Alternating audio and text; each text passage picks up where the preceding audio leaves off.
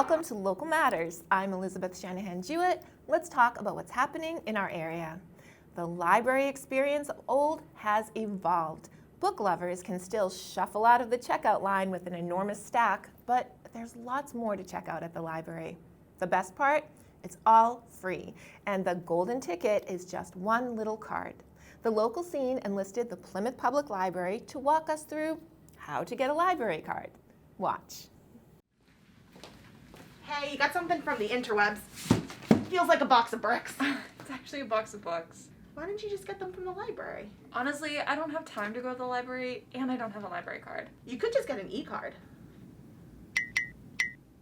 You know what? I'm just going to let the expert take it from here. Hi, I'm Kelsey Casey, and I'm the director for the Plymouth Public Library. September is National Library Card Sign-Up Month, a national movement created by the American Library Association and libraries to ensure every child, both young and old, signs up for their own library card. So today, I'm going to show you how you can get an e-card, which is an online library card. Simply go to the Plymouth Public Library website. Under Services, click on e-card and fill out a quick form. From there, you can browse our catalog and put books, movies, and other titles on hold. Or you can browse one of our many online platforms, such as Hoopla or Canopy, to read books, watch movies, or play music from the comfort of your home. If you prefer to do things in person, we're happy to see you. You can get a library card and lots more here at the library. Come on in with your identification that shows your current address, like a driver's license, a piece of canceled mail, a bank statement, or a utility bill. That's all it takes to get your library card. And don't forget, the library is not just about the books. Your library card is an all-access pass to some pretty incredible services. You can reserve museum tickets, make copies, and even take online classes. Don't take our word for it. Come visit us either in person or on our website at plymouthpubliclibrary.org. Hey, I see that you got your library card. Did. I've read like 3 books already. Excellent. Mind if I join you? Of course. Cheers To libraries. to the libraries. The children of today are the business owners of tomorrow, and Plymouth Public Schools, the Plymouth Area Chamber of Commerce, and the Plymouth Regional Economic Development Foundation are hosting the first Plymouth Children's Business Fair on October 21st from 6 to 8 p.m. at West Elementary School. Fifth graders are now busy developing a brand or service and creating a marketing strategy with help from the local business community. They'll be open for business at the fair, and you can support the creativity and economic future of our area by attending. Visit Plymouth Public Schools website to learn more. On Tuesday, October 19th from 4 to 4:45 p.m., head down to the Pembroke Public Library with your child aged 3 to 10 for the Tales and Tales program presented by Jungle Jim. Featuring interactive storytelling and silly magic, over 20 audience volunteers will be invited to participate in fun team building activities. Jungle Jim's Tales and Tales program encourages and motivates children to create their own stories through reading and interactive experiences at their local library. While it is best for ages 3 to 10, all families are welcome. This program is supported in part by a grant from the Pembroke Cultural Council. Visit the Pembroke Public Library website for more details. PFLAG envisions a world where diversity is celebrated and all people are respected, valued, and affirmed, inclusive of their sexual orientation, gender identity, and gender expression. Julie spoke with South Shore PFLAG Support Group co-founder and group facilitator Jim Hamilton to learn more about PFLAG and how it functions as an invaluable resource in our community. Jim Hamilton, welcome. Thank you so much for joining us today. I'd like to delve right into what PFLAG is and how you got to be in the position you're in today with this group. All right. Happy to be here. PFLAG is a group that originally the acronym was Parents and Friends of Lesbians and Gays. Now they really feel of just, call us PFLAG because it's LGBTQI and more than just lesbians and gays. But I got involved with that group basically through my church, which is First Parish Unitarian Universalist in Duxbury. And we had something called a Welcoming Congregation Group. still do, in fact. And that's a group that tries to make our church open and accepting to the LGBTQ community. And we had that group since, well, we voted to become welcoming in 1999, at which point churches, were not necessarily very open to gays and lesbians, and some really still aren't. But we, as a group, decided that we needed to do a little bit more. And the thing we thought about after bringing in some speakers from the Greater Boston PFLAG group was to form a group on the South Shore, because there were some in the Cape and there were some a little, further, just a little bit south of Boston, but nothing really in our area. And we wondered if there was going to be a need for that. So how many people or how many towns do you cover, and how many people are actively involved in the South Shore of PFLAG right now? Well, we have basically a planning group of about 5 people, 3 or 4 of which have been trained as facilitators, which is what my role there really is. And I'm one of the 5 original founders. And then at any given meeting, we have anywhere from about a dozen to 20, sometimes as many as 25 people who come, most recently on Zoom because of the pandemic. Yeah. And we generally have a speaker or a video that we show up front. And then we go into the support part of the session where people talk about what brought them to the meeting, the issues that are concerning them, and we go from there. What are the primary issues that this community faces, aside from the obvious lack of understanding of some people? Yeah. As to lifestyle choices and lifestyle mandates, I mean, you don't often choose who you are or what you are. What are some of the biggest hurdles that your group has to jump over daily? Well, I think that the toughest part is for the brand newcomers who come into that meeting having just found out that their child is coming out, and they're trying to get their arms around that and understand how to help their child. Because I think the overwhelming message that we get from parents is that they love their kids, and they may not understand the decisions they're making, but they're going to support their kid. And they need help. They need help with working with, pronouns. Child may have chosen a different name. They may have family members who are not really very accepting. All of that kind of adds up to a lot of concern, sometimes tears, and people really need to work through it. And luckily within our group, we've been going since 2014. That's about when we got founded. We've got some members of the group have been with us for 3 or 4 years, and they have a set of experiences by having worked with their child through perhaps a transition or just coming out, or getting family members on board, or those kinds of things. And they have that experience that's really helpful for somebody who it's like, all right, last week my child told me they're non-binary, they want to transition, they're gay, they're lesbian, whatever the concern of the parent might be. Now, what about the fact that, okay, so your group helps the friends and the families of people, and I'm sure youth and everyone else that's in this community, but it extends beyond that. I mean, people have to work in a workplace, kids have to go to school. How do you broaden the message of inclusion and kindness and understanding to the ancillary places that everyone has to go? Yeah, I mean, when we've had speakers come in, they talk about how important having a supportive role somewhere. It might be in the school, it might be in their church, it might be their family member, it might be their friends. For us, we try to provide that one group where they know that they can come and talk and feel safe, talking about these issues that they probably just can't bring up with their friends, or maybe at this point other family members. But one of the really interesting things that we found out as we created this group, I mean, when we created the group, we had sort of a kickoff event, we invited people and all that kind of stuff. And then the first meeting, we didn't know if anybody was going to show up, but they did, and they have continued to show up, which has been great. And the parents who came to those first meetings in the first year or 2 that we were going were really concerned about social opportunities for their kids. They felt like maybe they were going to be outcasts and not really accepted within their school communities. And so one of the things that happened really pretty quickly was that a group called Shagley was formed, and that's the South Shore it's like Gay and Lesbian Alliance. There are Aglys all over, and ours happens to be Shagley. But that group had gone kind of into, a little bit of hibernation, and the concern of those parents got us going again on that. So that Shagley group is now active and meeting twice a month.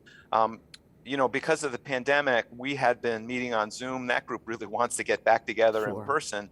But like I say, we as a, South Shore, Duxbury, Greater Boston PFLAG support group meet the fourth Monday of the month. And this Shagley group meets twice a month, generally on the second and the fourth Monday. And it just worked out so great because, parents who are coming to discuss this could conceivably bring their kid to the Shagley meeting, which was happening at the same time.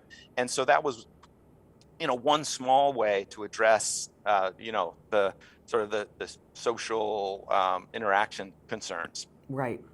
And that's ongoing. Now, do you have a hotline? Do you have do parents have the ability to call you at any time, or is there a way to communicate with you if they find themselves or their child in crisis?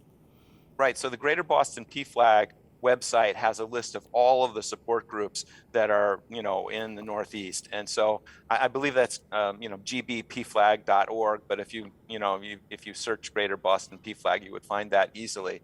And so that would point them to us. We have a great Facebook page. One way to get, information from us and on an email list that we have is to send an email to duxburypflag@gmail.com. And so, that's how you kind of get linked in on that. In terms of, talking one-to-one, PFLAG has a great program of essentially, I don't know if counselors is the right name for it, but parents who've, gone through a training like us facilitators have, to talk one-on-one to parents. And so that is more of a program via the Greater Boston PFLAG. They can set up those kinds of things. But what we find in our support group meetings, I was talking about some of our old hands, people who've been doing this for a long time. It may be that, okay, there's a son transitioning to a daughter and they're going through top surgery, and the parent who's been through that process can speak to the parent who is just trying to get their arms around it and figure out what this is all about. Right. There's nothing like someone who's already been there, who's already walked that Exactly. road and can help you through it. Yeah. I am, I'm a straight male married guy with my kids are straight as far as I can tell. And my position here really is an ally. But I can't speak to a parent in the same way that one of those folks who's been through that process can. But the thing that I can do is facilitate a meeting pretty well. And generally that's just making sure everybody gets a chance to talk. Nobody dominates. People are really nice to each other. And that you pay particular attention to the newcomers who, they come to that meeting and they've made a huge step to, dial into Zoom or to show up when we were meeting at First Parish in Duxbury. And, we're very gentle and accepting, and it takes a while for people to get used to it. And I sometimes think that even just being able to use the right pronouns for their child, or the name that the child has chosen in a setting like that, helps a lot, because it's just so hard. You've referred to them as, by one name for their whole lives, and now you got to figure out how to use another name and another set of pronouns. Right. And it's really important to those kids, and they appreciate that effort when parents do that. Right. And my last question is the future of this group. What do you see happening? What do you want to see happen? Well, I'd say we've actually been quite successful. It's been like 7 years now. We have new people who come every time, people who come, and revisit after, having been away for a while. I want to see us continue that momentum. And some of that means that our original founding members, we need to develop some more volunteer involvement. We need to bring in some more facilitators, but that's just to keep us basically going. If we grew to the point where, maybe having specific subgroups made sense, but we've just been a general group. Some, within Greater Boston PFLAG, there are some groups just for daughters transitioning to sons. Yep. we haven't gone that direction yet. We haven't really been pushed quite with the volume. The pandemic did take a little bit of a wind out of our sails. We were doing more like 20 or 25 people when we were meeting in person. And although you might think Zoom would be a little bit easier, we've been more like 12 to 15. Yeah. And yet that typically is 1 or 2 new people, and that's what keeps us going. When those parents show up in need like that, and we can help them, and they find a group that speaks to them, and that they can also express the love they have for their child and what they will do to support that child. It's very rewarding. That's wonderful. Thank you so much for being here and telling us about this group. Absolutely, I went to see the website, the main website, and then yours on Facebook. A lot of information, a lot of good stuff. Thank you for what you're doing very much, and thank you for joining us today. My pleasure. Thank you, Julie and Jim. Visit pflag.org or the South Shore PFLAG Support Group Facebook page to learn more. The EPA considers leftover household products that can catch fire, chemically react or explode, or that are corrosive or toxic as household hazardous waste. Products such as paints, cleaners, oils, batteries, and pesticides require special care in their disposal. This fall, the South Shore Recycling Co-op is offering Household Hazardous Waste Collection Days, when your municipalities, together with ACV Enviro, will assist you in safely disposing waste from your home or business that could otherwise be dangerous. The Town of Plymouth DPW at 169 Camelot Drive will be accepting hazardous waste from residents on October 30th from 9 a.m. to 1 p.m. Registration and proof of residency is required via the ACV Enviro website. Residents of Pembroke may also attend this Plymouth event. Visit the South Shore Recycling Cooperative website to learn more. Indulge in some literary terror at the Plymouth Public Library's second annual Horror Symposium on Saturday, October 23rd at 3 p.m. This year's panel includes authors Emily Danforth, Bracken Mcleod, Rhys Nielsen, and Paul Tremblay. Rhys Nielsen's young adult fantasy novel, Deep in Providence, is her debut and is slated for release in spring 2022. Emily Danforth holds a PhD in English creative writing, lives in Rhode Island with her wife Erica, and wrote the novel Plain Bad Heroines, which was named a Best Book of 2020 by the Washington Post, BuzzFeed, and Book Riot. Bracken Mcleod is the award-winning author of novels Mountain Home, Stranded, Come to Dust, and his newest release, Closing Costs. This is his second Horror Symposium appearance. Also returning is Paul Tremblay, the acclaimed author of Head Full of Ghosts, Cabin at the End of the World, and Growing Things. His 2020 release, Survivor Song, follows the plight of 2 best friends trying to escape a pandemic. Visit the Plymouth Public Library website to register. Ages 12 through 18 are invited to the Merry Room at the Duxbury Free Library to perform autopsies of old technology. Stop by on October 22nd from 3 to 4 p.m. to analyze the inner workings of obsolete forms of technology that still have something to teach us. Take things apart to learn how they work. Visit the Duxbury Free Library website to learn more. The Brattle Bookshop in Boston's downtown Crossing section was established in 1825 and is one of America's oldest and largest antiquarian bookshops. On Monday, October 18th at 6 p.m., join proprietor Kenneth Gloss at the Adams Center in Kingston for a presentation about the value of old and rare books. Ken will describe the joy of the hunt, highlight some of his favorite finds, and explain what makes a book go up in value. He has fascinating anecdotes to share, as well as guidelines for what to look for when starting a collection. A rare book specialist and appraiser who is frequently seen on national TV, Ken will also speak about the history of his internationally renowned Brattle Bookshop, of which he is a second-generation owner. There will also be a question and answer session. Concluding the presentation, Ken will offer free verbal appraisals of books participants have on hand, or schedule a later date to do so at his shop in Boston. This event is sponsored by the Kingston Public Library. Visit the website to register. This month, the Kingston Council on Aging marks a decade at its current location on Evergreen Street.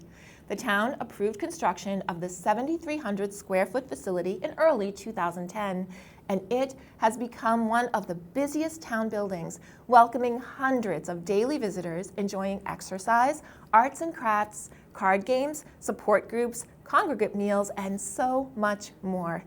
A decade is something to celebrate, and you're invited to a 10-year anniversary celebration on Tuesday, October 19th from 11 a.m. to 2 p.m. at the Senior Center.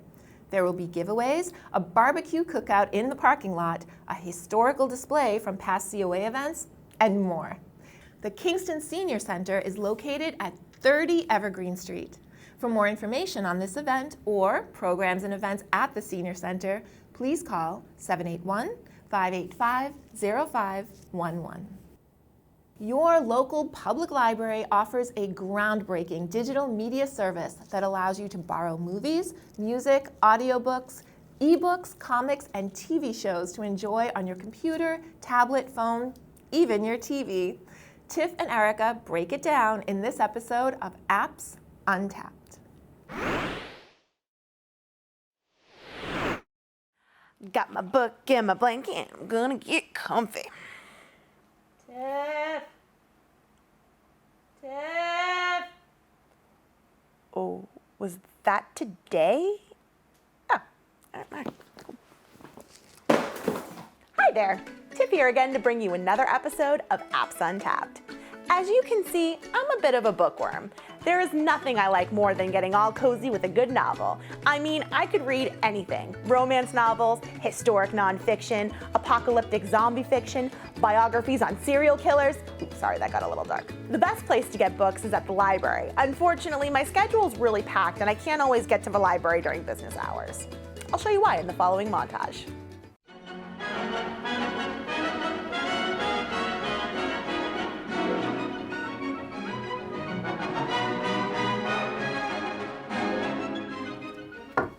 Hey Tiff, we have a meeting in 5 minutes. Are you okay? So since I can't really get to the library as often as I'd like, I decided to bring the library to me. So today, I'm gonna introduce you to Hoopla. What a fun thing to say. Hoopla is, you know what, I'm just gonna let the professional take it from here. Here's Alvin Ealy from the Kingston Public Library to tell you more. Hi, I'm Alvin Ealy from the Kingston Public Library, and I'm here to talk to you about Hoopla. Hoopla is a web and mobile library app that allows you access to collections from your local library. The collections include everything from ebooks and e-audiobooks and movies, television, music, comic books. And the best part is that Hoopla is completely free. All you need is your library card. And if you don't have a library card, come in and see us. Just bring a picture ID and a proof of your current address, fill out a little registration form, and you'll be off and running with your new card in minutes. Back to you, Tiff. Thanks, Al. You're the best. So now that our friendly neighborhood librarian has shown us what Hoopla is, let's see all the fun features.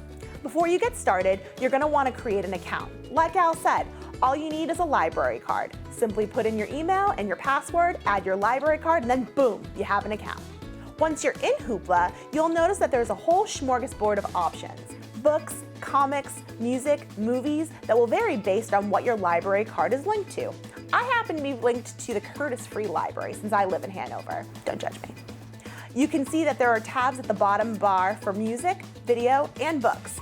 You can do a simple search by tapping on the magnifying glass at the bottom.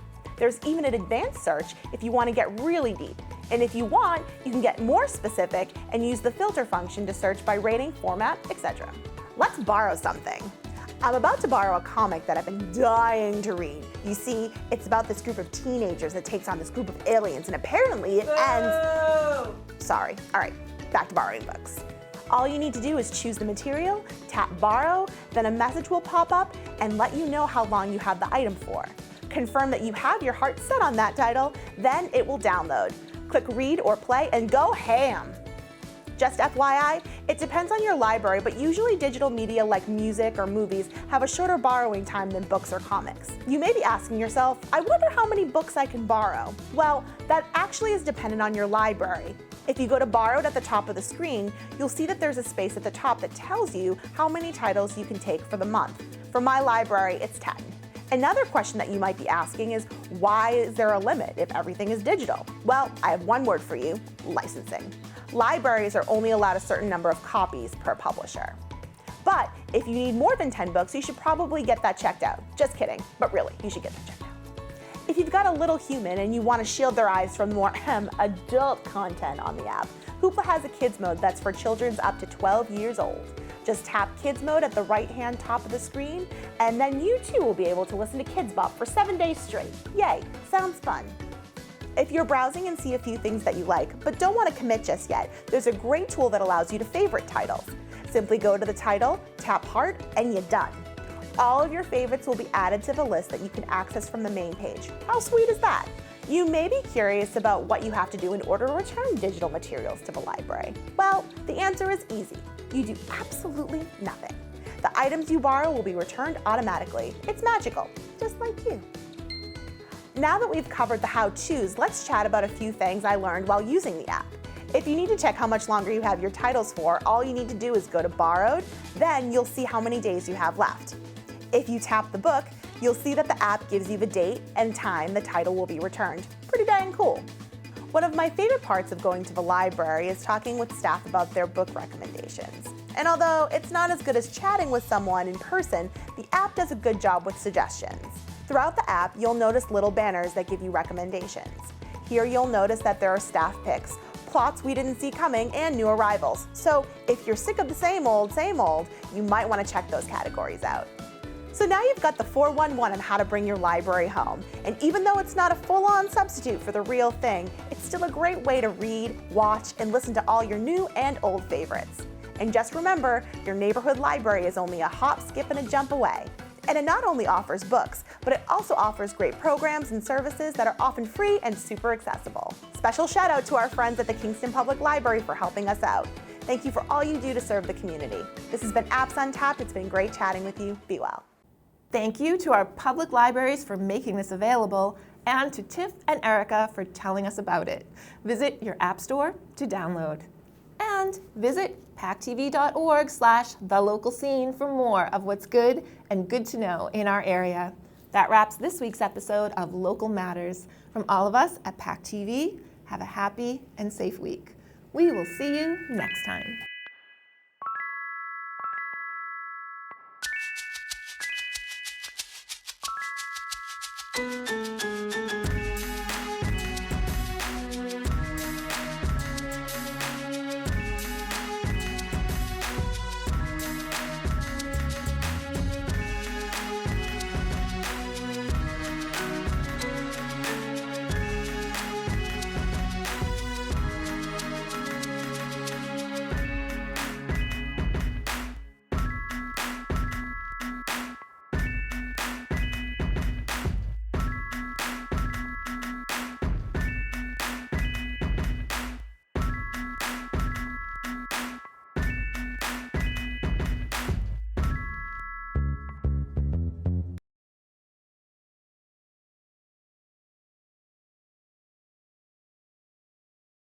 Thank you for watching. We are grateful for your attention. If you like what you saw, please like and subscribe to The Local Scene here and share everywhere. Thank you, friends.